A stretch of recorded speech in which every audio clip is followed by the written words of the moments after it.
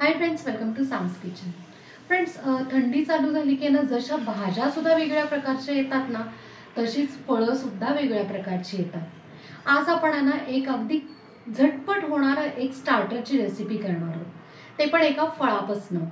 आता जसं आहे ना पनीर टिक्का असतं ना, सेम तशाच पद्धतीचं आपण या फळाचं करणार आहोत। ते आहे अननसाचं कापं किंवा मग रोस्टेड पायनॅपल असं म्हणलं तरीही चालेल। अगदी साधं सोपं आहे, कमी साहित्यात होणारा आहे आणि महत्त्वाचं म्हणजे ना 5 वाजता ज्यावेळेला ना छोटीशी भूक लागते त्यावेळेस सुद्धा तुम्ही हे मुलांना देऊ शकता किंवा पाहुणे येणार असतील ना त्यावेळेला तर नक्कीच आहे ना अगदी हेल्पफुल आहे, कारण कमी वेळात होतं आणि काहीतरी वेगळंही होतं। सो नक्की करून बघा आणि मला कमेंटमध्ये सांगा। 3, 2, 1 या अननसापासून आपण आहे ना 2 रेसिपीज करणार आहोत। त्यापैकी एक रेसिपी आज आपण करणार आहोत ती आहे अननसाची कापं। आता ह्याच्यातलं आपल्याला अर्धच लागणार आहे, बाकीच्या ह्याचे आपण आहे ना कापं करून घेऊया। अननसाचे असे आपण आहे ना जाडसर कापं करून घेतलेले आहेत, म्हणजे स्लाइस करून घेतलेले आहेत। आता हा जो उरलेला अननसाचा तुकडा आहे तो आपण बाजूला ठेवूया। आता ना आपण अननसाच्या कापांसाठी ना थोडंसं आपण आहे ना सीझनिंग करणार आहोत, त्याला मॅरिनेशन करणार आहोत। एक बाउल घेतलाय, त्यात ना 1 चमचा पेरी पेरी मसाला आहे। जर पेरी पेरी मसाला नसेल तर 1 चमचा तुम्ही आपलं रेग्युलर लाल तिखट घेतलं तरी चालेल। 1 चमचा काश्मीरी लाल मिरची पावडर, चवीप्रमाणे मीठ, अर्ध लिंबू,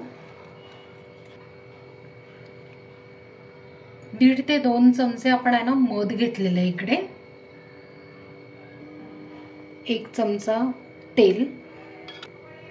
आता हे सगळं ना मॅरिनेशन मिक्स करून घेऊया। मॅरिनेशन तयार आहे।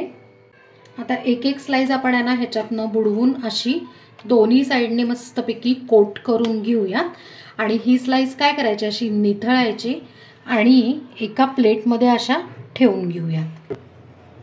सगळ्या स्लाइसला आहे ना मी लावून घेतलेला आहे। आता अर्धा तास आपण आहे ना असंच ठेवूयात, म्हणजे सगळे फ्लेवर्स आहेत ना त्या स्लाइसमध्ये उतरतील। अननसाची कापं जी आहेत ती आपण मॅरिनेशन करून ठेवलेली होती, अर्धा तास झालेला आहे। आता आपण ती फ्राय करून घेऊया। आपण एक तवा ठेवलेला आहे, त्याच्यावर आपण स्लाइस फ्राय करून घेणार आहे। त्याच्यावर थोडंसं आपण आता तेल टाकून घेऊयात आणि थोडं स्प्रेड करू। तेलाच्या ऐवजी तुम्ही बटरही यूज करू शकता किंवा मग तूप असतं ना ते सुद्धा तुम्ही यूज करू शकता। तवा छान तापलेला आहे, आता आपण स्लाइस ठेवून घेऊया। आता फ्लेम मी लो केलेली आहे। लो फ्लेमवर आपण आहे ना 2 ते 3 मिनिटं छान खालच्या साईडने आपण रोस्ट करून घेऊया। 3 मिनिटं झालेली आहेत, आता आपण चेक करून घेऊया। येस, मस्त असा आहे ना कलर थोडासा चेंज झालेला आहे। दुसऱ्या साईडनी पण आपण आहे ना अशाच पद्धतीने फ्राय करून घेऊया। आपण सगळे आहे ना उलटून घेतलेले आहेत, खालच्या साईडनी पण आपण आता छान फ्राय करून घेऊया। 2 मिनिटं झालेले आहेत, आपण आता चेक करून बघू। येस, मस्त कलर आलेला आहे। दुसरे पण आपण आहे ना चेक करूया। येस, दुसरे पण आहे ना मस्त रोस्ट झालेले आहेत। आता आपण ते सर्व करून घेऊया। फ्रेंड्स, मस्त असे चटपटीत आणि 3 चवींचे म्हणजे आंबट, गोड, तिखट असे अननसाचे कापं तयार आहेत। आपण ते इथे सर्व करून घेतले।